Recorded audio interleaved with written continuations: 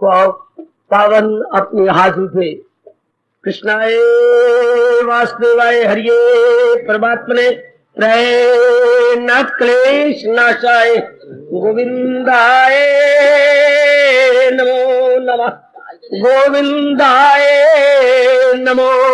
वसुदेव सुतम देवम कंसानूरमर्दनम देवकी परमानंदम कृष्ण जगत गुरु कृष्ण वंदे। श्री कृष्णा शरणौ मम। श्री कृष्णा शरणौ मम। श्री कृष्णा शरणौ। अहो भाग्यशाली कल्याण कामनी देवियों, बड़भागी गीता के पैरोकार मेरे सज्जनों, भगवान जी की दिव्य प्रेरणा का लाभ उठाते हुए हम अत्यंत मधुर एवं अत्यंत कल्याणकारी 12वें अध्याय में एक लंबी छलांग लगाकर लाभ उठा रहे गए। भगवान हमें शक्ति भी दे रही हैं, हम समझ भी रहे गए, अपनाने की प्रेरणा भी भगवान जी जोरदार दे रहे हैं। उनकी बड़ी कृपा कि इन सारे गुणों का ब्यौरा शरीर के रहते हुए एक बार फिर सुनेंगे। जो कमियां होंगी वो भी हमारे सामने आएंगी, उनको दूर करने की भरसक चेष्टा की जाएगी। और ये मेरे बेटे जो आपकी मांग को पूरा कर रहे हैं, वीडियो कैसेट बना रही हैं, इन सारे गुणों का बड़ी जल्दी ये इसको बड़ा सुंदर बनाकर भगवान ने शक्ति दे आपकी मांग पूरी कर सके। ये रोज तशरीफ लाया करेंगे और इन गुणों का ब्यौरा वीडियो कैसेट द्वारा आपके घर घर पहुंचाने की चेष्टा करेंगे। थोड़े दिनों में आपकी ये मांग पूरी करेंगे। तो लीजिए हम अब अपने मन को एकाग्र करें और अपने इष्ट देव भगवान जी के बताए रहे भक्तों के लक्षणों की गहराइयों में उतर चले। मेरे साथ शामिल हो जाओ।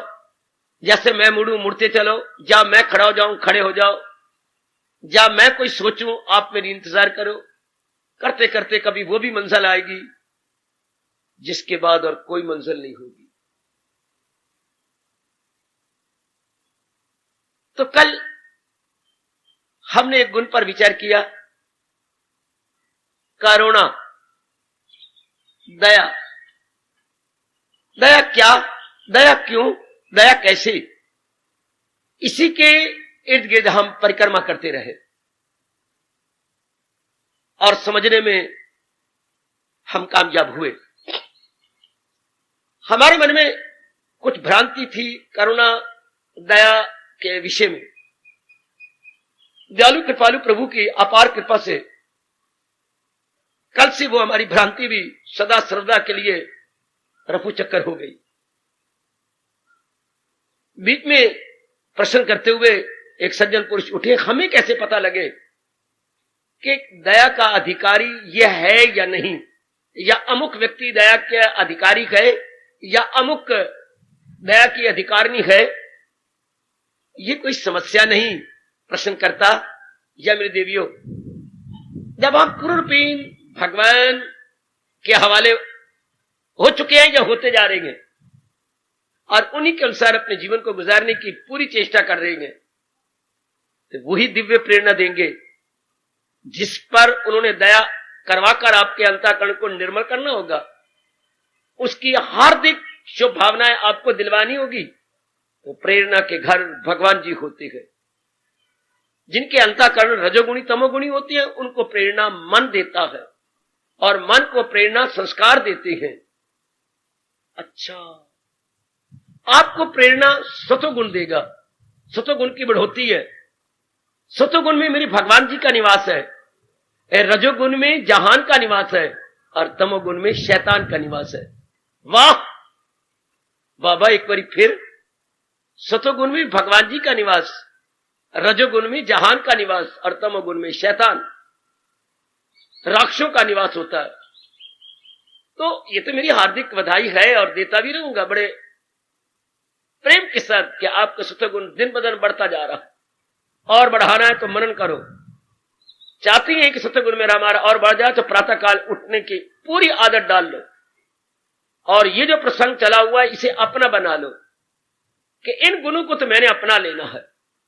जैसे कभी रीछ थी दूसरे को देख करके अपने गहने बनाने, अपने कपड़े बनाने, अपना फैशन बनाना, अपने मेकअप करना। दूसरों को देखकर हम पढ़ते थे, हम भी इतना पढ़ जाएंगे, हम भी ये कर लेंगे। अब एक रीछ पैदा कर ले कि जिन भक्तों ने इन गुणों को लेकर इस भव सागर से अपना बेड़ा पार किया, हम भी इन गुणों को अपना बना लेंगे और इन गुणों के साथ पूरा पूरा इंसाफ करेंगे। ये जरूर अपने मन में रख लो, रीछ करो। अब एक मन में शौक पैदा करो। बिना शौक के किसी वस्तु का प्राप्त होना मुश्किल है, और ये तो सबसे चोटी की वस्तु है, सबसे चोटी की। खुद भगवान कहती है जहां उनको मिलने से आए यकीन कि दौलत कोई उनसे बढ़कर नहीं। भगवान के सिवा और कौन में मंगा सकता है। खुद ही जी महसूस करता है कि महाराज जी से बढ़कर था नहीं, है नहीं, होगा नहीं। तो हमारे में एक दिव्य लगन, दिव्य शौक पैदा हो जाए। इस समय मुझे 20वीं शताब्दी के उच्च कोटि के भक्त रामकृष्ण परमहंस महाराज जी के बोल याद आ रहे गए।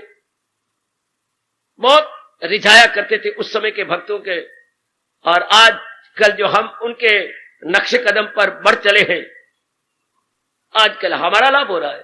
फरमाते थे भाई अगर मेरे से पूछते हो तो ये सारा संसार क्या है, वो कहते मैं इसे माया नहीं कहता।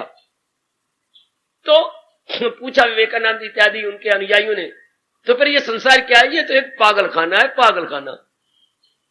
वाह गुरुदेव, आप इसे पागल खाना कहेंगे इतनी बड़ी सृष्टि को? हां, क्यों? हर एक अपनी अपनी धुन के पीछे दीवाना हुआ फिरता। सो नजर अनुभवियों के अनमोल शब्द, बड़ों की सदा बड़ी बातें होती हैं।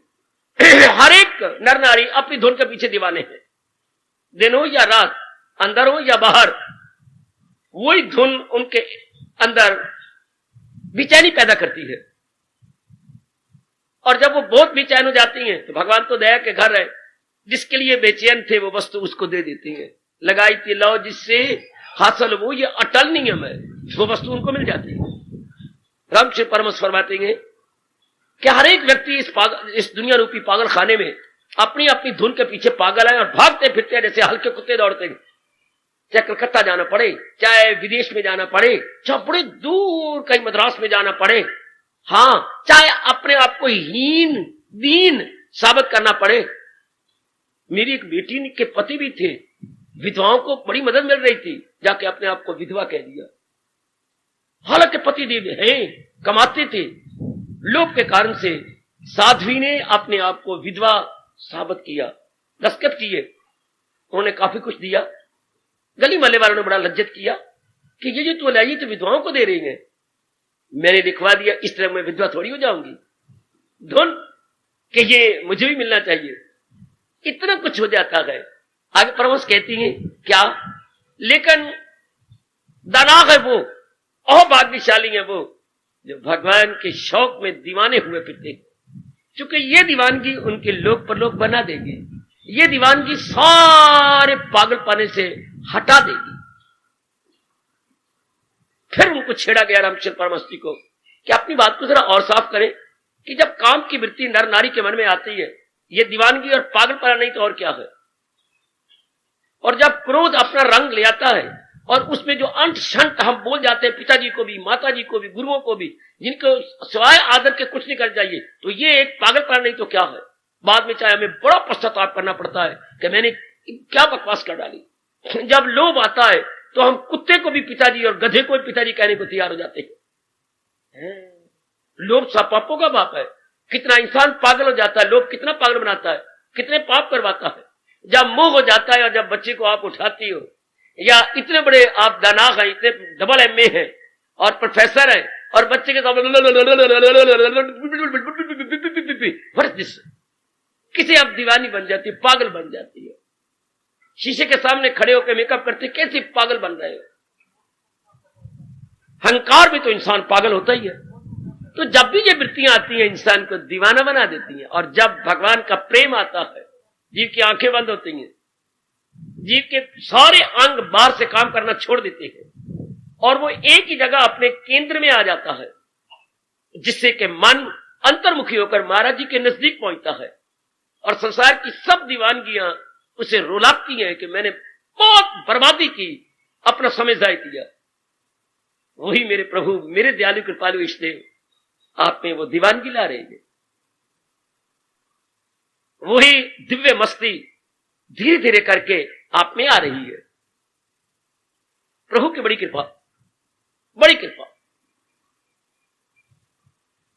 तो मेरे प्रभु आपको प्रेरणा देंगे, यदि वो आपके द्वारा किसी अधिकारी की सेवा करवाना चाहेंगे तो यही आपके प्रश्न का उत्तर है और यही दुरुस्त है और यही ठीक है।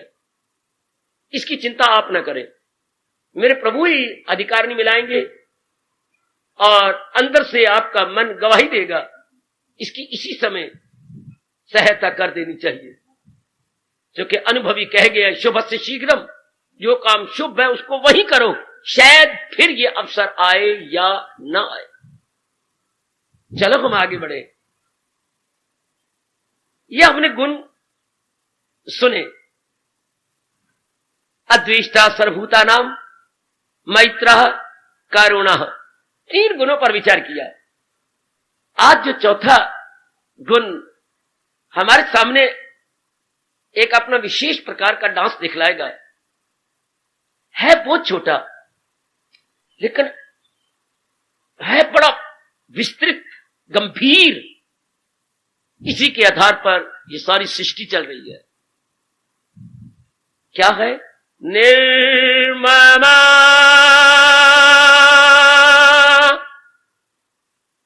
निर्ममा। श्री भगवान वाच, मेरा भक्त निर्मम होता है, उसके मन में ममता नहीं होती, उसके मन में आसक्ति नहीं होती, अटैचमेंट नहीं होती, लगाव नहीं होता। रहता परिवार के अंदर है, रहते समाज के अंदर है, अपने कर्तव्य कर्मों को बड़े शौक से पूरे करते हुए दिखाई भी देती हैं, लेकिन उन्हें अपने मन के साथ गोंद नहीं लगा रखी। वाह, मन के साथ उनको चिपकाने वाली लेवी नहीं लगी हुई। जुटे हुए गए लेकिन बिल्कुल निराले गए, बिल्कुल निराले। स्वामी जी से जब पूछा गया ये कैसे हो सकता है, तो गुरुदेव जी ने अपने शुभ नाम का दृष्टांत दे दिया। उर्दू में, जब उर्दू जाने वाले जरा लाभ उठा लें, मेरे गुरुदेव जी का ये बड़ा कमाल का दृष्टांत। उर्दू में जो शब्द है अल्लफ से ये तक, ये बीच में घुसेड़े जाते हैं तब निकलते हैं। मैं बनाना चाहता हूं हकीकत, तो कैसे कई अक्षर बीच में लग लग के हकीकत बना। अच्छा, मैं बना चाहता हूं हर्फ, हा में रे गई, फिर आई, फिर ये आ गया, हर्फ बना। लेकिन एक शब्द कितना अच्छा है, राम। राम, रे, अल्लफ और मीम, कोई बीच में घुसड़ा नहीं। राम अपनी हिंदी में लिखी है, रा पूरा, आ की मात्रा और मां, ये राम। हाँ, अब कोई आधा शब्द नहीं, कोई पैरों में रा नहीं आया, हाँ, कोई ऊपर मां नहीं गया। संस्कृत अपने आप में संपूर्ण भाषा है, तो कोई पैरों में आ रहा है, कोई ऊपर शब्द जा रहा है, कोई अद्धा आ रहा है। दृश्य बनाना हो तो कैसे बन जाता है, द्री बना के, फिर आधा शाह लगा के, फिर या बनाना। शाबाश। इस तरह हमारे संस्कृत हिंदी में अनेक शब्द हैं, लेकिन राम शब्द तो सीधा है, रा, आ की मात्रा, मां, और पूरा अर्थ निकाल रहे, पूरा अर्थ, कोई टूटा हुआ नहीं, पूरा। इसी तरह जो भगवान के प्यारे होते हैं, अपने परिवार में पूरे, अपनी गली में पूरे, अपने मोहल्ले में पूरे, लेकिन अपनी मन बुद्धि को कहीं उलझाए हुए नहीं, अपनी मन बुद्धि को कहीं लगाए हुए नहीं। ये कैसे हो गया? ऐसा संभव कैसे हो गया? यही आज का विषय है, जिस पर हम लगभग 1 घंटा लगातार प्रभु कृपा से विचार करने जा रहे हैं। मैंने अभी अभी कहा था जरा एकाग्र हो जाओ। इसी के आधार पर यह सारी सृष्टि चल रही है। 84 लाख योनियां इसी छोटे से आसक्ति के कारण से चल रही है। सब कितनी जबरदस्त ये आसक्ति है जीवों को एक दूसरे के साथ। भगवान ने इसे खूब फैलाया हुआ है, खूब फैलाया है। और दिन प्रतिदिन ज्ञान के न होने से, बुद्धि का विकास न होने से मेरी देवियों बढ़ती जा रही है। और कलयुग किन के कंधों पे बढ़ता है, किन के कंधों पे जवान हो, जैसे अपने छोटे बच्चों को अपने कंधों पे खड़ा करके हंसाती हो, खिलाती हो। हाँ, कलयुग किन के कंधों पे जवान होता है? माताओं के कंधों पे कलयुग जवान होता है, क्योंकि आप में बड़ी ममता है, बड़ी ममता। पहले तो ममता आपको अपने शरीर के साथ सुंदर बन के रहो, बड़ी जबरदस्त ममता, क्योंकि अंदर ज्ञान तो है नहीं कि जिसको मैं सुंदर बना रही हूं ये हर सेकंड काल की ओर जा रहा है, हर सेकंड। ये ज्ञान हो पहले माता जी देते, या पिताजी देते, या हमारे प्रो देते, या स्कूलों में हमें रहने का तरीका बताते कि बाखुशी कैसे जिया जाए, how to live happily, gladly, peacefully. कोई नहीं समझाता। ये एक बहुत बड़ी कला है, जैसे मैं पहले कह चुका हूं। जीने की, बाखुशी जीने की कला सारी कलाओं को मात करती है। मेरे सजनों, मेरी देवियों, ये कोई सिखाता ही नहीं। तो बिना सिखाए इंसान को तो पता लगता ही नहीं, जब तक कोई सिखाए नहीं, बताए नहीं। और अगर अनुभवी नहीं होगा तो उसका बताना समझाना हमारे पर असर डालेगा। जैसे पानी पे लकीरें या धरती पे लकीरें, लकीरें होनी चाहिए, पत्थर पे लकीरें जो अमिट हो, मिटाए ना मिटे। वो कलयुग में असंभव तो नहीं, पर अति कठिन होता जा रहा है। ऐसा शास्त्र छिपते जा रहे हैं, कोई शास्त्रों को समझाता ही नहीं, सिर्फ पढ़ा जा रहा है। पढ़ने से क्या होगा? तीर्थ अपना गुण लूटते जा रहे हैं, अपने गुण जा रहे हैं, उनका असर भी खत्म होता जा रहा है। याद आता है मुझे एक घटना, जब गंगा जी नीचे आई तो आने से पूर्व रो पड़ी और भगवान से पूछा, आप मुझे नीचे गिरा रहे हो? हां। तो सब नाना प्रकार के जीव जंतु जिनमें काम, क्रोध, लोभ, अहंकार वृत्तियां होंगी, वो स्नान करेंगे, वो सब कुछ छोड़ जाएंगे मेरे अंदर, गंदी गंद, और मुझे पापनी बना देंगे।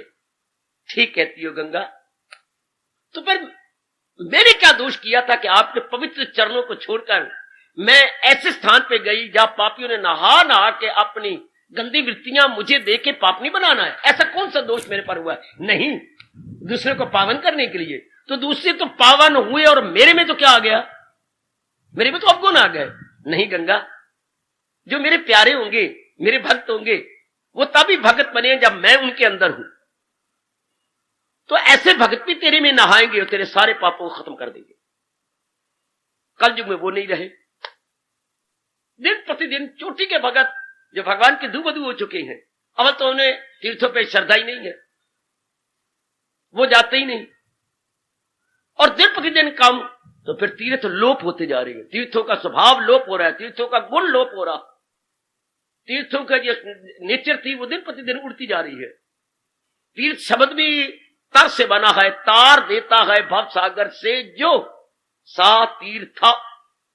तो तार, जीव तरता है भक्ति से।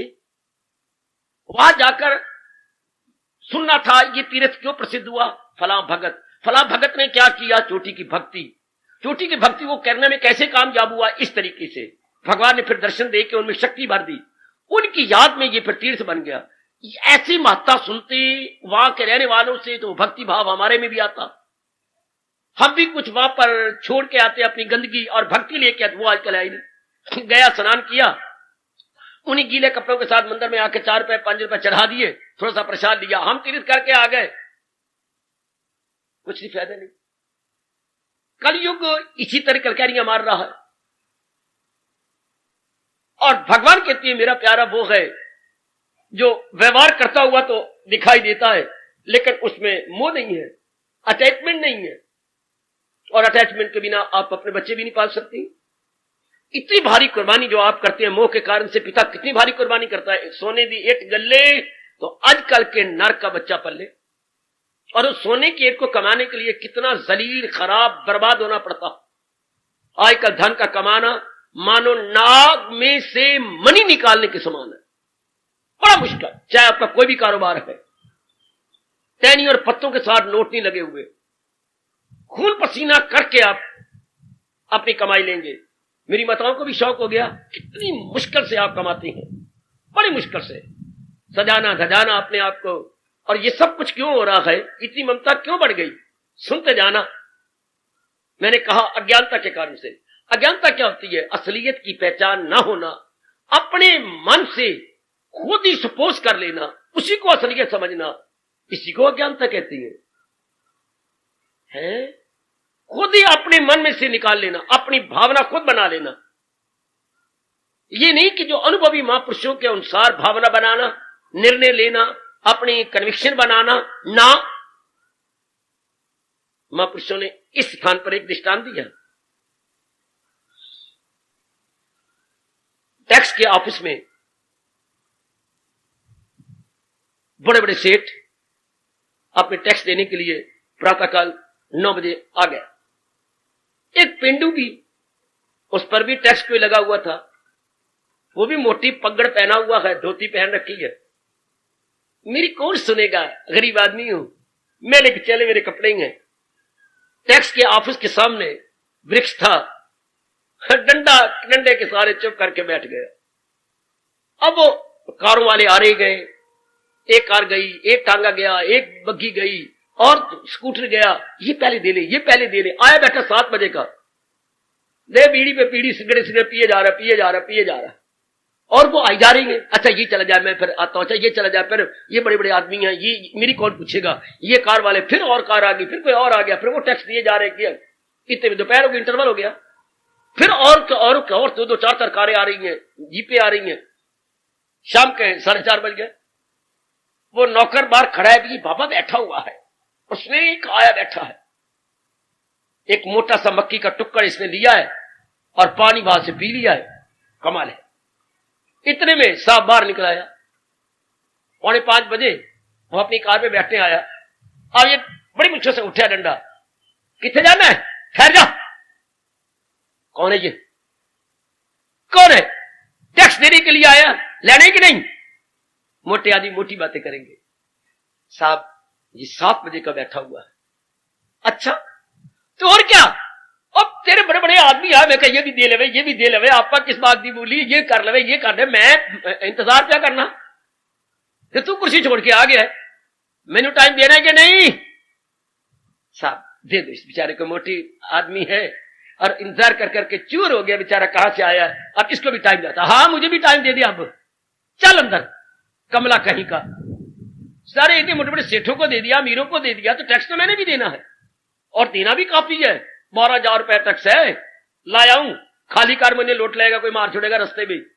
अरे साहब जरूर टाइम दे दे, कोई बात नहीं, इसको भी दो, सबसे पहले आया हुआ है, चल फिर आ भी तुझे टाइम दो। महापुरुष कहती है ये कौन है? जब इंसान पैदा होता है तो काल उसके साथ पैदा हो जाता है, मौत उसी के साथ छाया बन के। जैसे आप धूप में निकलती हैं तो छाया आपके पीछे पीछे आ रहा, बोलता नहीं है, आ रहा है। अब इंसान को मौका देता है, जैसे बाबा जी ने कहा, अच्छा भाई सेठा तू अपनी कार में से निकल के तू टैक्स दे ले, तू भी टैक्स दे ले, तू भी टैक्स दे ले, कहीं तो मेरी बारी आएगी। काल कहता है जो कर नहीं, चलो कर ले, पढ़ नहीं पढ़ ले, सज नहीं सज ले, शादी करनी कर ले, मां पर नहीं 2 बच्चे बन ले, ये भी कर ले, कभी तो होगा। नंदलाल जी जो करना है कर लो, एक भट्ठा और खोल ले, दिल कर देता हूं, एक और खुला ले, कोई और करना है तो और करना है, तो बैठे हो कर लो, कोई और दुकान खोलनी तो खोल लो, कोई और काम है तो कर लो, किसी और लंगर खुलाना है तो मेरे बाबा जी खोल लो, लंगर करवा लो, मौका देगा काल, ये भी कर ले, ये भी कर ले, ये भी कर ले। एक दिन आके पकड़ेगा पीछे से, और मुझे भी मौका देने की नहीं। अब बड़ा मेकअप कर लिया, बड़ा सुंदर बन गई, बड़े को खींच लिया तूने, बड़े बच्चे पाल लिए, बड़े की शादियां कर दी, मुझे भी टाइम दे। जैसे बाबा ने कहा जाता कि मैं, मुझे टाइम दे।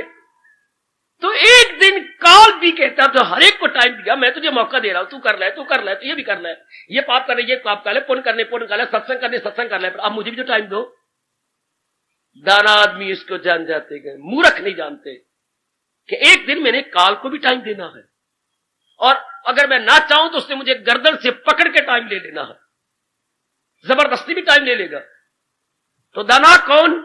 जो इस असलियत को भूलते नहीं कि परमात्मा का ये नियम है कि जो इस जहां में आया है वो अपना समय मालिक से मांग के लाया है, अपना टाइम वो मांग के लाया है कि मेरे महाराज मेरी इतनी वासना कामना है, अच्छा 50 साल की उम्र, अच्छा 47 साल, अच्छा 65 साल, ये जो आयु ढकोसले में नहीं मिली है मेरे सजनों मेरी देवियों, हमारी वासनाओं को देखते हुए भगवान ने हमें आयु दी है। कभी शिकवा ना दिया करो, मेरा बच्चा बस मर गया, मेरा प्लाना ये हो गया, अभी तो अकाल मृत्यु मर गया, अभी उस बेचारे देखा क्या था, उसके वासना के अनुसार। याद रखिएगा आयु निश्चित होती है हमारी वासना एवं कामना के अनुसार। उसी के अनुसार भगवान जी हमें आयु देती है।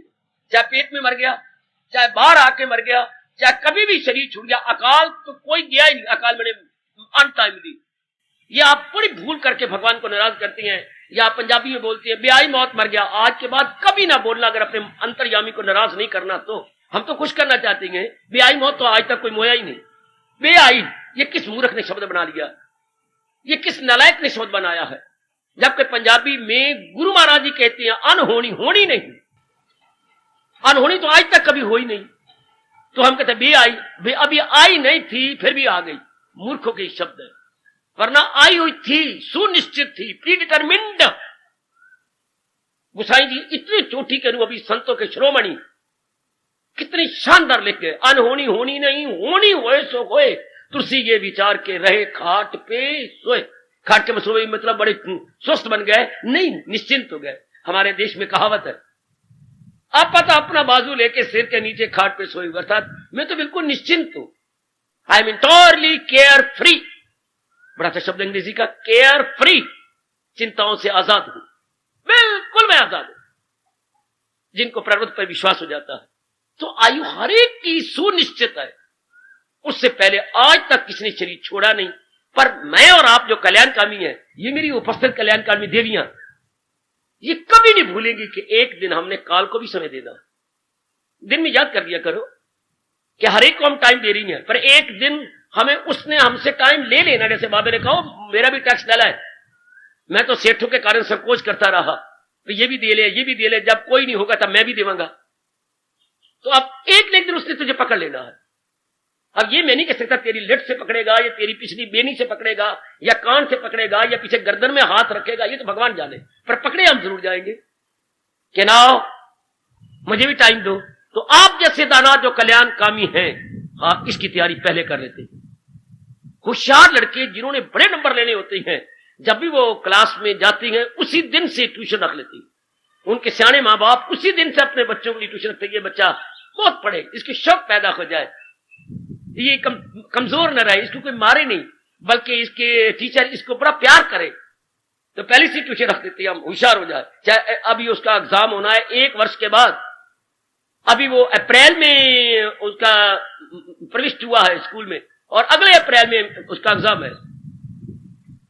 तो पहली तैयारी हमारे यहां जैसे आजकल आने जाने का प्रबंध हुआ है, हमारे समय में यातायात का बहुत अच्छा प्रबंध है। कई प्रकार की बसें बन गई हैं, कई प्रकार के और साधन बन गए हैं। हमारे वक्त ज्यादा से ज्यादा लारी का प्रबंध होता था, लारी बोलते थे उन दिनों, बस नहीं बोलते थे। और लारी एक बार सफर कर लो, अगर निचला हिस्सा ना रगड़ा जाए तो फिर कहना। निचले हिस्से पर मिट्टी का तेल लगाना पड़ता था, रगड़े जाते थे इससे। और उन दिनों के टांगे, कौन बोलता था टांगा, यक्का, वो भी एक मोटी लकड़ी के ऊपर जाके बैठ जाओ, और वो भी अगले गाली देके कहते थे उठा रे टांग अपनी, टांग के टांग रखे और सवारी बैठ जाए। इतनी दर्द करते थे ये पैर भी, एक टांग पे नपी टांग रखो, बड़ा मुश्किल सफर करना। तो उन दिनों कहा जाता था, आमतौर पर क्या होते थे, लोग सफर इनके द्वारा नहीं करते थे। प्रातःकाल 1:30-2 बजे उठ बैठना, मक्खन सवेरे के फुलके पर मक्खन रखना, लस्सी का गिलास पीना, चल पड़ना डंडा लेकर के। तो सियाने कहा करते थे जिन्होंने गर्मियों के बहार में पैदल जाना है, बहुत अच्छा उन दिनों ये मशहूर था हमारे यहां, मुसाफिर शब से उठते गए जो जाना दूर होता। आधी रात को उठ बैठेंगे कि सूरज के तेज होने से पहले मैं अपने गंतव्य स्थान अर्थात डेस्टिनेशन पे पहुंच जाऊंगा। अब हम तपस्वी बन जाएंगे, तो शरीर खराब हो जाएगा, खाया पिया हजम नहीं होगा, लूज मोशन चल पड़ेंगे, हाथ में माला ले लेंगे, 900 चूहे खा के बिल्ली हज को चली, उस वक्त मन लगेगा ही नहीं। और जिन्होंने कुछ कर दिखाना है वो जवानी में समझ जाती। मुबारक है मेरी उनके जो भरे जोबन में मेरे भगवान की इतनी चोटी की वाणी का श्रवण कर रहे हैं। और विशेषकर ये जो विषय चल पड़ा है, निर्ममा, ममता से खाली, ममता से रहित, भगवान की विशेष कृपा हो रही है आपके जीवों पर, बड़ी कृपा हो रही। मैं परिक्रमा करा रहा हूं आपको, ये कभी नहीं भूलना कि एक दिन हमने जाना। ये तो सवेरे जब आप जॉब कर लेती हैं मेरे प्रभु की, मेरे इष्टदेव जी की आप पावन हाजिरी देती हैं, उसके बाद से जरूर याद करना चाहिए वो दिन जल्दी आ रहा है, जबकि मुझे जिसने सो रहे हैं इंसानों को और जिसके लिए मैंने कोई पुण्य या पाप किए इस काया को छोड़ के निकल जाना, ये कभी नहीं भूलना। कभी भी आपको अपने कल्याण की कसम अपना आखिरी दिन नहीं भूलना, यह हमने जरूर याद रखना है। महापुरुष कहते हैं भले ही आप अपनी जिंदगी में कितने दिन लाए हो, हजारों दिन लाए हो, पर ये 2 दिन तो नहीं भूले जिस दिन मां ने हमें पैदा किया था। हाथ बंधे हुए किस दुर्दशा में बच्चा पैदा होता है और मां बेचारी कितनी नरक का मुकाबला करती है वो दिन।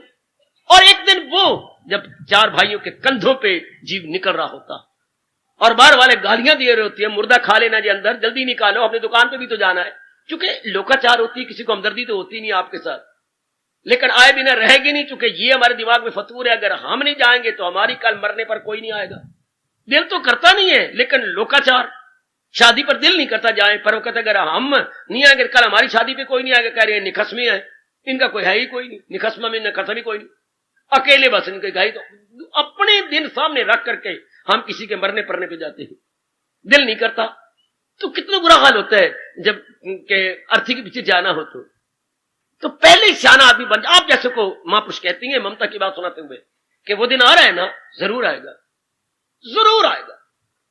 कोई और चीज आए या ना आए पर मौत तो आएगी। बाकी सारी चीजों पर शक है, इतना धन आपको मिलेगा, शक है ना ही मिले। अरे बात तो सुन, हाँ आपके अनुसार आपकी शादी हो जाए, ये इसमें शक है ना, मां बाप तो मानते नहीं, मैं ही जिद पे हूं, पर है तो शक। हाँ इसमें तो शक है, तेरे 80% नंबर एमए में आ जाएंगे क्या? शक वाली बात है, शायद ना ही आए, क्योंकि एक पेपर मेरे कमजोर है। हर बात में शक है। मूर्ख है मेरी मूर्ख बेटी, 5 लड़कियों की मां है, अभी भी उम्मीद है ना?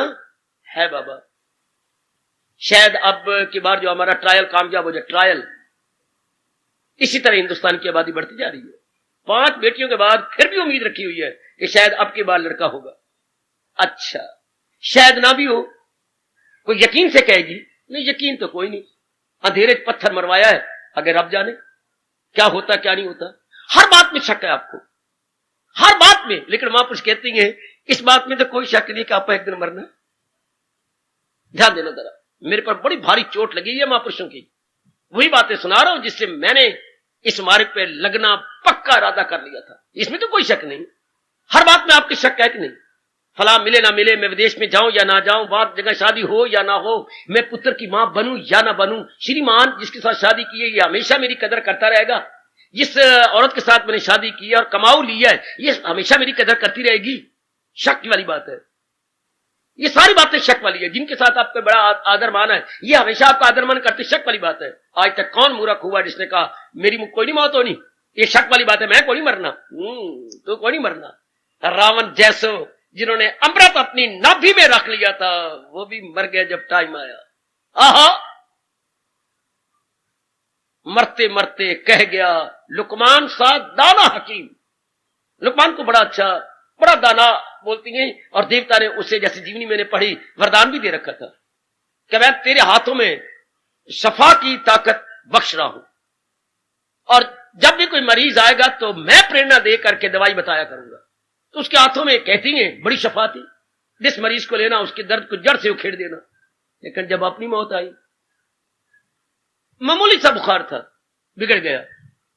उस वक्त जब थोड़े देर रह गई थी शरीर छोड़ने में, उस वक्त ये शेर निकलता है, मरते मरते कह गया लुकमान सा दाना, बड़ा सियाना हकीम, दरअसल मौत की यारो दवा कुछ भी नहीं, वधीदा इलाज होता है, घटी दे एक भी नहीं। अगर हमारी आयु है तो 5 पैसे की पुड़ी काम आ जाएगी, नहीं तो विदेश में जाके नया गुर्दा लगवा के यकीन लेकर के भारत में 10 दिनों के बाद शीर छोड़ दिया। हजारों रुपया लगा गुर्दे के, और उन्हें यकीन भी दिलवा दिया अब आप ठीक रहेंगे, या गुर्दे ने काम नहीं किया। एक मैया ने हार्ट का ऑपरेशन करवा के 55,000 रुपया, अंदर एक मशीन बन गई आज, जिनका हार्ट पूरा नहीं चलता, काम नहीं करते, हाँ, पर उन्होंने कहा कम से कम 25-26 साल जरूर जिएगी। अंदर एक मशीन लग जाती है जो ये कम पल्पिटेशन होती है तो वो मशीन से पल्पिटेशन उसकी बराबर हो जाती है। पुत्र ने खर्च किया कि मां मेरे पास बनी रहे, क्या कहा 25 साल जिंदा रहेगी, 2 महीने भी जिंदा नहीं रही। क्या हुआ, उन्होंने ऑपरेट किया, अंदर मशीन ने काम करने बंद कर दिया। परमात्मा के कौन क्या करेगा? मशीनें कर लो, जो मर्जी कर लो, अगर आयु है तो चलती रहेगी मशीन, वरना भगवान को क्या देर लगनी है, वो तो अंदर ही है। ये चुटकी मार देंगे, मशीनें का जो आज्ञा सरकार पे बंद हो जाती है। आयु भी तो होना हमारी, आयु नहीं तो क्या करेंगे मूर्ख लोग। भगवान पे भरोसा नहीं है, अपनी रुपयों पर भरोसा है, डॉक्टरों पर भरोसा है, पर डॉक्टर क्या करें? डॉक्टर को कहना चाहिए इलाज करूंगा दिलो जान से, आयु होगी तो बच जाएंगे, आयु पर वो ऐसा कहे तो इलाज नहीं कराता लोग। नहीं नहीं नहीं, मैंने कई बचा दिए, यही बचा दूंगा, तभी तो फीस देंगे आप, तभी तो इलाज करवाते रहेंगे। सच्चाई की बात करें तो फिर कोई डॉक्टर पर विश्वास नहीं करता।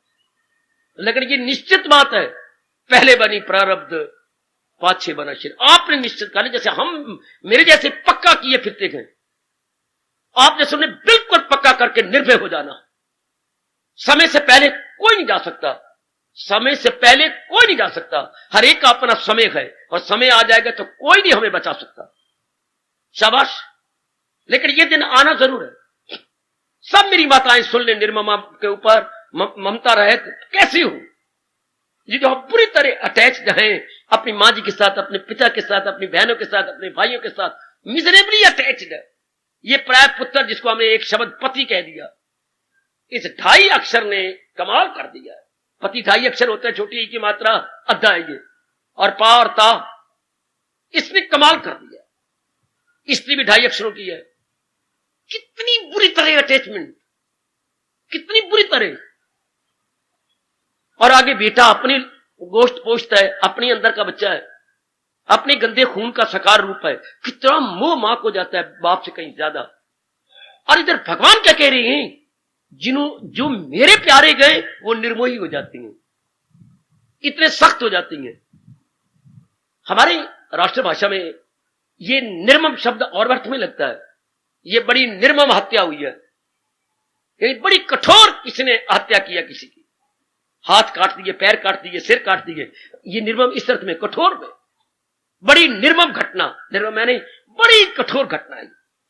तो निर्मम इस रूप में भी अर्थ है, निर्मोही, नॉन अटैच्ड। बहुत मुश्किल है, खासकर आप जैसे, लेकिन फिर भी महापुरुष ने बड़े शानदार तरीके बताए।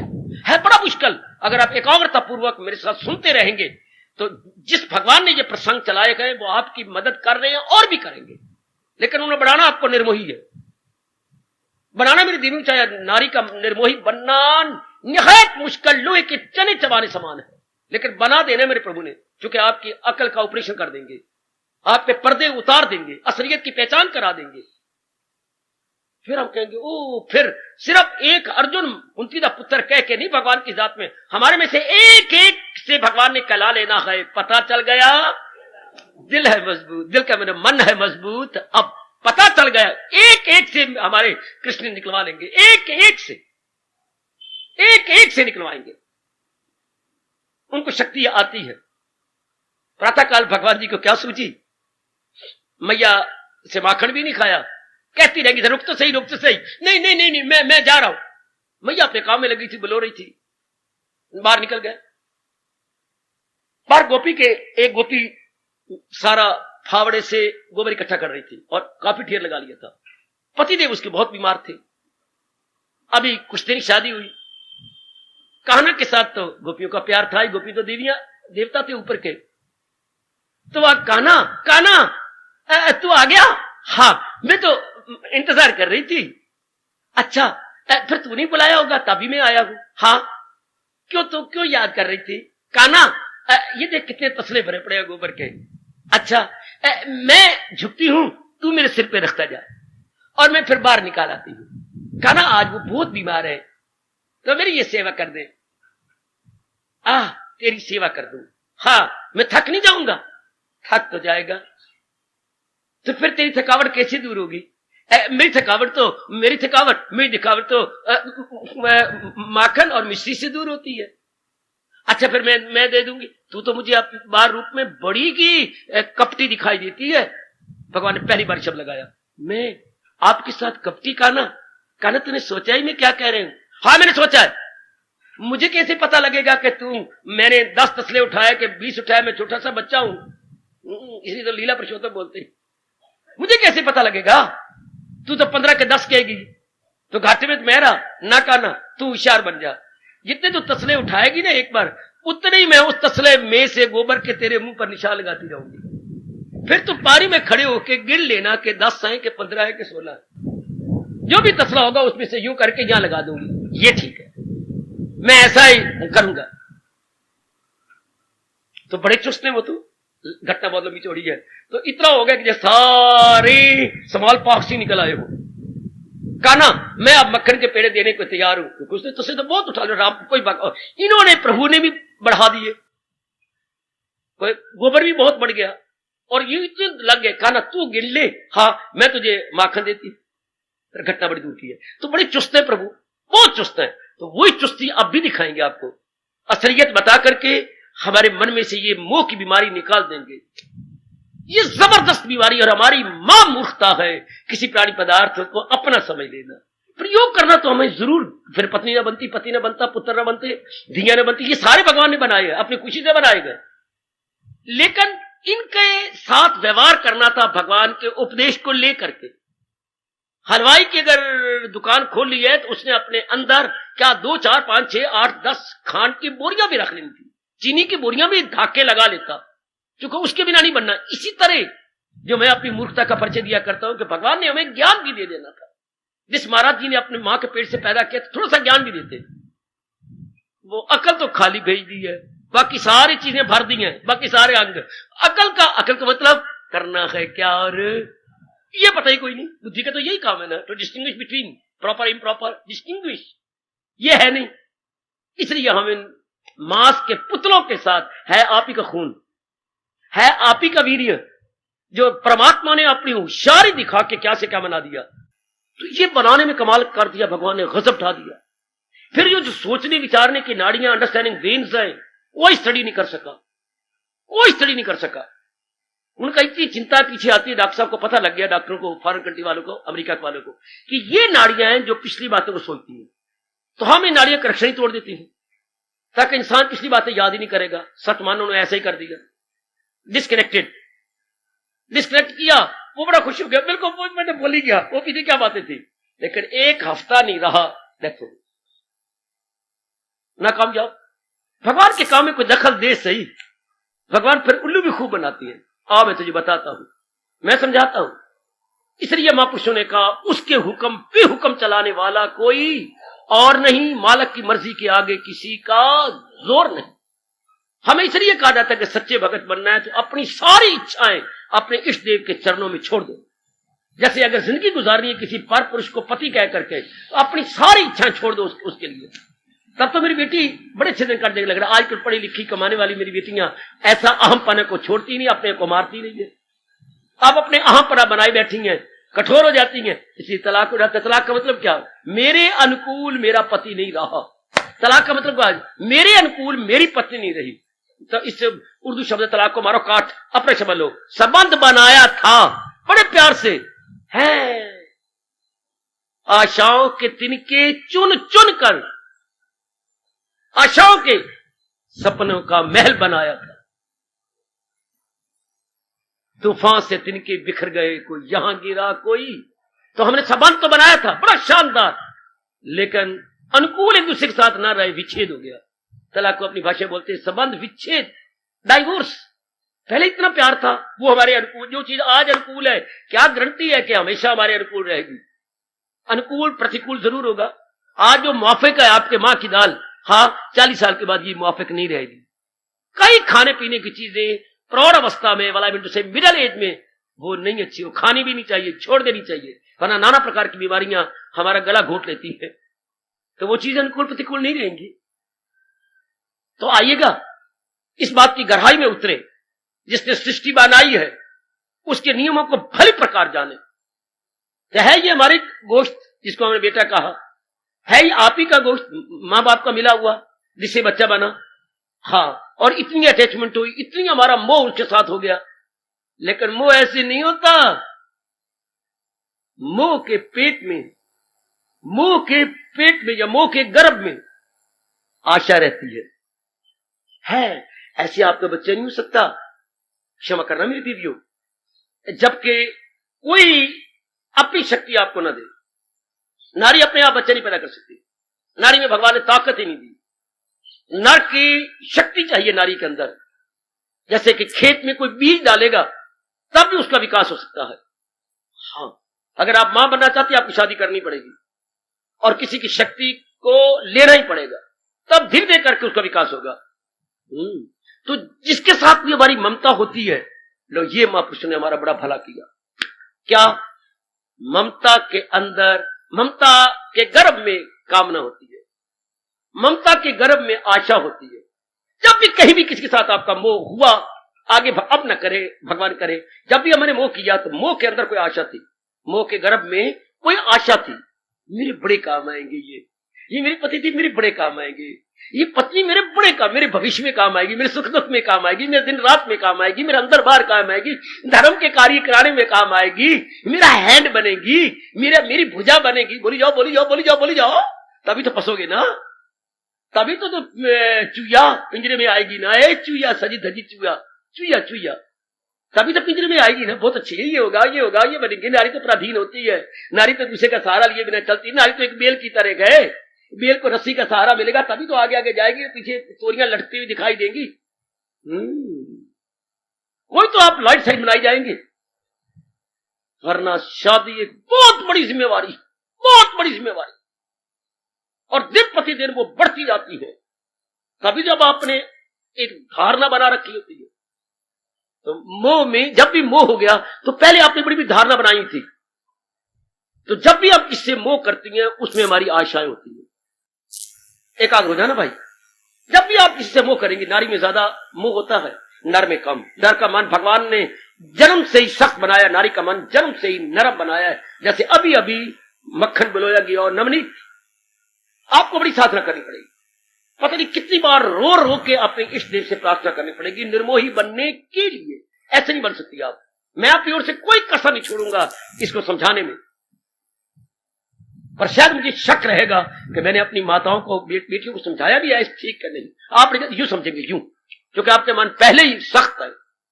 नारी को समझाना, निर्मोही बनाना असंभव नहीं होता, बहुत मुश्किल है, बहुत ही मुश्किल। फिर भी भगवान के भरोसे मैं पुरुषार्थ कर रहा हूं। तो इसकी असलियत की पहचान कीजिए कि मोह के अंदर कामना है, मोह में स्वार्थ है, मोह में स्वार्थ है, मोह में विचारधारा और प्रकार की जाती है। जैसे मैं लगातार काम, मेरे बड़े काम आएगा, मेरे बुढ़ापे में काम आएगा, हमारी कुल को चलाएगा, हमारी वंश को चलाएगा। हाँ, इसलिए तो हमारे देश के अंदर हम बार बार कोशिश करते हैं, लड़की पैदा होती है कि हम लड़का चाहते हैं, क्योंकि लड़के में हमने बड़ी लाइट साइड देख रखी है। चाहे आजकल में थोड़ा फर्क रह गया लड़की लड़की में, लेकिन एक बड़ी बात है ना, वंश कौन चलाएगा, मेरी जायदाद कौन संभालेगा, कल श्रीमान जी न रहे पर मुझे कौन संभालेगा, मुझे तो सहारा चाहिए, मेरे पुत्र होना चाहिए। और फिर और पंडितों ने फंसा रखा है कि तुझे नरक से बचाएगा कौन, ये पुत्र होगा, घुटना देगा, आगे तेरी गया जी जाके तेरी गति करवाएगा, तेरी गति क्यों नहीं होनी, तू दुर्गति हो जाएगी। तो भीष्म पितामह जी का कौन, वो भाई पंडित बताते नहीं। फिर पंडितों की हलवा माडा कैसे बने, भाई पितामह जी कैसे तर गए हैं? हाँ, तो अगर पंडित जी से पूछा भी जाए पितामह जी किसी ने वेख्या भी है कि नहीं, पैदा ही कोई नहीं हुआ होना, वो फिर यूं ढकोसला मार देंगे। वरना बड़े बड़ों की गति हो चुकी है, लेकिन नहीं, इस तरह हम बनते जाएंगे, बनते हमारे जो ये होता जाएगा। लेकिन ये इसे बोलते हैं विचारधारा। ये विचारधारा कहां गई? रूपों की ओर। तभी शादी की, आपने लाइट साइड देखी, तभी पत्नी बनी, तभी पति बने, तभी पिता बने, तभी भाई बने, तभी बहन बने, तभी आप का कोई रिश्ता बना। जब मोह के गर्भ में कोई आशा, कोई स्वार्थ था, तो ये विचारधारा चल पड़ी इधर है। ये धारा रूपों में चल पड़ी। पिताजी के साथ इतना मोह, मां जी के साथ कितने के साथ कितने शरीर है जिनकी साथ ये विचारधारा। और विचारधारा में क्या है? Light side. लाइट साइड में क्या है? स्वार्थ। ये विचारधारा जा रही है, ये धारा।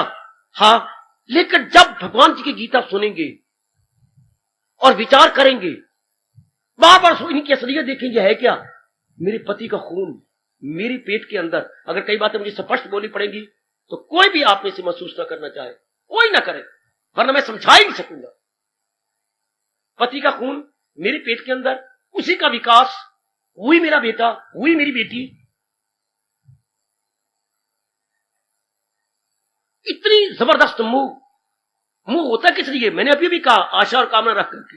आशा और कामना रख करके। अच्छा, तो आशा कैसी? जीवन के 4 दिन आराम से काटेंगे। आशाओं में एक ही आशा है, नाना प्रकार की संसार संबंधी आशाओं में एक ही आशा, जीवन के 4 दिन ये मेरे साथ देगा, मेरे अच्छे कट जाएंगे। तो जब भगवान की गीता सुनती है, कुछ जाप करती है, रस आता है, हाँ, तो जन्मों से जो विचारधारा रूपों में गई हुई थी, पिताजी में, पति में, माँ जी में, अपने बेटों में, हाँ, विचारधारा बदलेगी। विचारधारा का रुख बदलेगा। जैसे हमने रावी के धारा को रोक लिया, पानी की धारा को रोका, अपने हिंदुस्तान में रखा, ओ कितनी मेगावाट बिजली पैदा की। हमने गोविंद सागर बनाया, और जो इलाका पछड़ गया था बिल्कुल हमारा ये हिसार वाला, यहां हमने सीमेंटेड नहर निकाली, कितनी सेवा कर दी है। धारा बदल दी ना।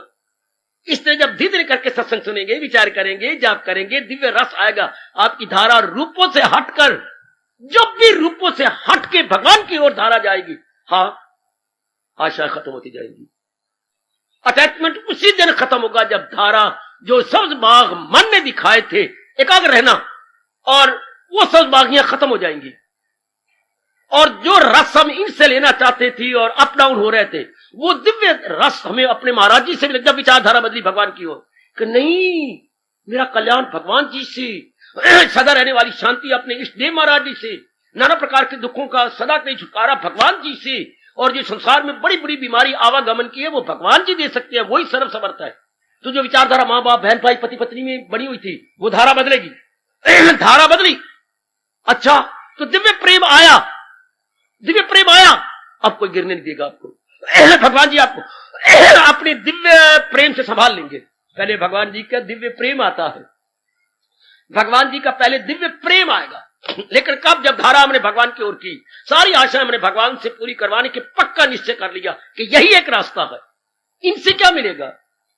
ये बेचारे खुद ही जा रही है, काल के हाथ के अंदर आए। मैं कितनी गलती करती रही, इन पर आशा रखी, मेरी महामूर्खता, मेरी बड़ी भारी गलती। तो धारा बदली भगवान की ओर, और दिव्य रस भगवान ने दिया, जिससे आपकी भक्ति बढ़ी, प्रेम बढ़ा, सत्संग बढ़ा, बुद्धि और खुली।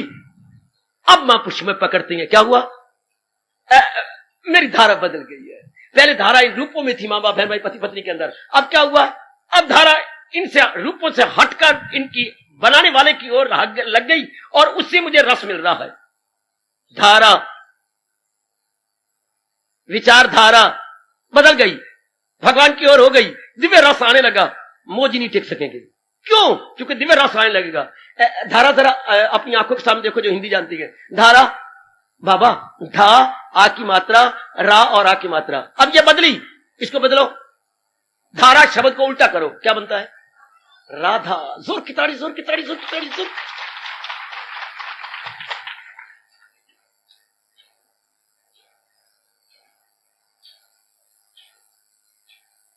राधा। और महापुरुषों, आपका कल्याण है। धारा ने पलटा खाया, दिव्य रस प्रभु ने दे करके हमारा कल्याण किया, और वो धारा ने पलटा खा के राधा बन गई। राधा का अर्थ दिव्य प्रेम, टुवर्ड लॉर्ड कृष्णा। पहले था टुवर्ड सो मेनी फेसेस, अब धारा ने पलटा खाया, दिल की पट्टी पे लिखने लगा कि रूपों की धारा पलटा खा के उल्ट जाती है, राधा बन जाती है। तो बड़ा प्यार, चूमो चूमो चूमो, लिख लिख के अपनी कापियों पर चूमो, स्लेट पर लिख लिख के चुम चुम के इसके मिटाओ कि धारा राधा बन जाती है। Radha is equal to Divya Prem, divine bliss, divine happiness. अब नहीं अटैचमेंट रह सकती, अब नहीं ममता आपके रह सकती हो, चाहे नारी का चोला है, चाहे मां बनी फिरती हो, चाहे पत्नी बनने जा रही हो या बन चुकी हो। हाँ, क्यों? धारा बदल गई। जो रस हम इनसे चूम के लेते थे, इनसे प्यार करके, आलिंगन करके लेते थे, आशाएं करके लेते थे, अब वो सारी की सारी अपने प्रभु की ओर। तो धारा ने पलटा खा के राधा बन गया। राधा, दिव्य प्रेम आने लगा भगवान से। मोजी कहते, मेरी नमस्कार, मैं नहीं अब टिक सकती। जब आप में अज्ञानता थी तो मैं थी, अब जब आपने ये ज्ञान लेके दिव्य रस भगवान से लिया, तो अब नहीं हो सकती शरीरों के साथ। अब तो जो शरीर को चला रहा है, उधर आपकी मृत्यु हो गई। अटैचमेंट नो मोर, अटैचमेंट नो मोर। पता चल गया, दिल है मजबूत। अब असलियत का पता लग गया। बड़े कमाल के शब्द है ये अर्जुन के। पहले अर्जुन मोह में था ना, मोह में गलतान होकर हाहाकार मचा रहा था, और गलतान हो गई तो अपने भगवान को ये कह रहा है, मैं गोविंद लड़ता, अर्थात हुक्म अदूली, उर्दू में बोलते हैं हुक्म अदूली, अवज्ञाकार। अवज्ञा मैंने डिसोबे, ओबीडियंस। हुक्म नहीं मान रहा, नहीं मानूंगा, मैं लड़ूंगा नहीं। यूं कह के चुप हो गया वो अजीम है गोविंद, लड़ता लड़ाता नहीं। मैं नहीं लड़ूंगा, मैं ये खून खराबा नहीं करूंगा। इनकार, बिल्कुल साफ इनकार, दूध का धो के जवाब, धुला हुआ जवाब मैं नहीं करूंगा। उसी को चोटी को उपदेश दे के भगवान के उसी 32 दांतों से निकलवाते हैं। पता चल गया, आपका ज्ञान मुझे मिल गया, जिससे मन है मजबूत, अब बजा लाऊंगा। आपके हुक्म में, आपके जो भी आप करोगे, गोली किंदी ते गाने किंदे, मैं आपकी गोली, आप ही के गाने, आप ही की हूं। बस सिर्फ एक इशारा चाहिए आपका। ज्ञान के बाद जरा देखना अर्जुन के मन की दशा, अज्ञानता में क्या दशा थी, मोह ने पागल कर दिया, और ज्ञान में क्या दशा है। अब बना है ये शूरवीर, निर्मोही बनने के बाद, असलियत जानने के बाद। शाबाश, है ना, शूरवीर एक नपुंसक बन रहा है, ना नर ना नारी, अब बच्चों की तरह रो जा रहा है। और तो और जो दिल उसका बैठा तो बैठा वहीं लमलेट हो गया, खड़ा ही नहीं हो सका, आंखों के आगे अंधेरा छा गया। मोह तो बहुत बड़ा गर्क करता है, बहुत बड़ा गर्क करता है। और मोह किन को होगा, जो कुछ आशाएं रख लेते हैं, किन से, इन उनसे। और अगर यह पता हो कि हर रोज काल की ओर जीव जा रहे हैं, अपनी आयु निश्चित करके लाए हैं, ये तो रोज आप प्रातः काल याद करना होगा कि दिन बड़ी जल्दी आ रहा है, जबकि हमें इस संसार से जाना ही होगा। क्योंकि काल ने आके कहने मुझे भी तो टाइम दो। मैंने यही शुरू किया था महापुरुषों का अनमोल बोल, मुझे भी तो टाइम दो ना। आपने अनेकों को टाइम दिया, ये सुन, अब मेरी भी तो सुनो। आप जैसे दाना इसकी तैयारी रखते थे। महापुरुष कहती है ये दिन नहीं भूलना, आपने क्योंकि कल्याणकामी है। चाहे कितनी जिंदगी के दिन आप लिखवा के लाए हैं, मेरे महापुरुषों ने मुझे जगाया। लाखों दिनों में अपने 2 दिन न भूलना, ओए लाखों दिनों में अपने 2 दिन न भूलना, एक दिन वो आने वाला, एक दिन ये जाने वाला। ओए लाखों दिनों में अपने 2 दिन न भूलना।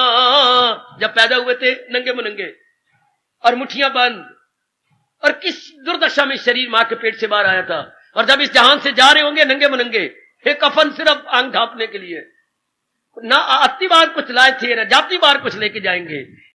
हार्दिक धन्यवाद, हार्दिक आशीर्वाद। अब अपनी शहंशाह की आज आरती बड़े प्रेम और श्रद्धा से उतारे।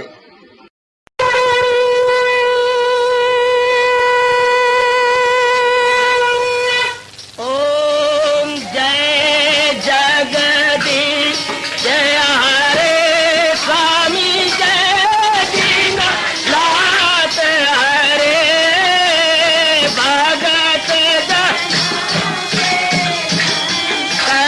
दास जनों के अवगुण